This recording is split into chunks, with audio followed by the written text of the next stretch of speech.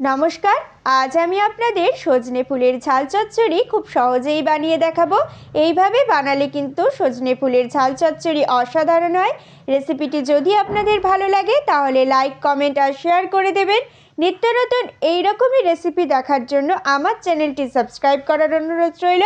পাশে থাকা বেল আইকনটি অবশ্যই প্রেস করে দেবেন আমার সমস্ত রান্নার নোটিফিকেশনগুলো সবার আগে পাওয়ার জন্য। তো চলুন শুরু করা যাক আজকের রেসিপি সজনে ফুলের ঝাল চচ্চড়ি। সবার প্রথমে আমি নিয়ে নিয়েছি 200 গ্রাম সজনে ফুল। সজনে ফুলগুলো ছাড়িয়ে আমি পরিষ্কার করে ধুয়ে নিয়েছি। এরপর কড়াইয়ে 2 টেবিল চামচ সর্ষের তেল দিয়ে নিয়েছি। এই তেলের মধ্যে দিয়ে দিলাম ছোট ছোট করে কুচি করে কেটে রাখা একটা বড় সাইজের আলু। গ্যাসের ফ্লেমটা হাইতে করে আলুটা একটু ফ্রাই করে নিচ্ছি। আলুটা আমি 2 মিনিট মতো ফ্রাই করে নিলাম। এরপরেতে দিয়ে দিলাম একটা ছোট সাইজের বেগুন। বেগুনটা আমি এইভাবে ছোট ছোট করে ডুমো করে কেটে নিয়েছি, সেটা দিয়ে দিলাম। গ্যাসের ফ্লেমটা মিডিয়ামে করে বেগুনটাও একটু ফ্রাই করে নেব। বেগুনটাও আমি 2 মিনিট ফ্রাই করে নিলাম। এরপরেতে দিয়ে দিলাম 2টো মাঝারি সাইজের টমেটো কুচি। টমেটো কুচিটা দেবার পর আমি আবারও একটু নাড়াচাড়া করে দিচ্ছি ভালো করে। টমেটো কুচিটা দিয়েও আমি 2 মিনিট নাড়াচাড়া করলাম। এরপরেতে দিয়ে দিলাম সজনে ফুল। সজনে ফুলগুলো দিয়ে দেবার পর একটু নাড়াচাড়া করছি। 30 সেকেন্ড নাড়াচাড়া করেই এতে দিয়ে দিলাম পরিমাণ মতো নুন। হাফ চা চামচ দিলাম শুকনো লঙ্কা গুঁড়ো, তবে ঝালটা নিজেদের ইচ্ছে মতো দেবেন। হাফ চা চামচ দিলাম হলুদ গুঁড়ো।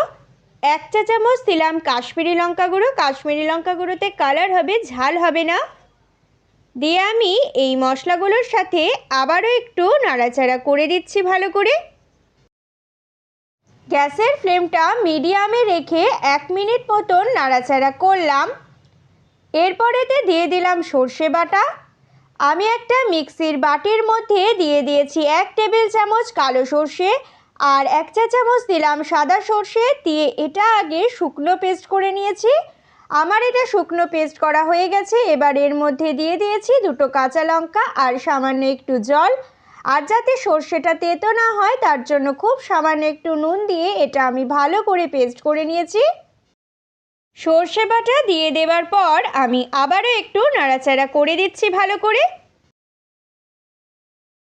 সর্ষে বাটা দিয়ে আমি 1 মিনিট মতন নাড়াচাড়া করলাম।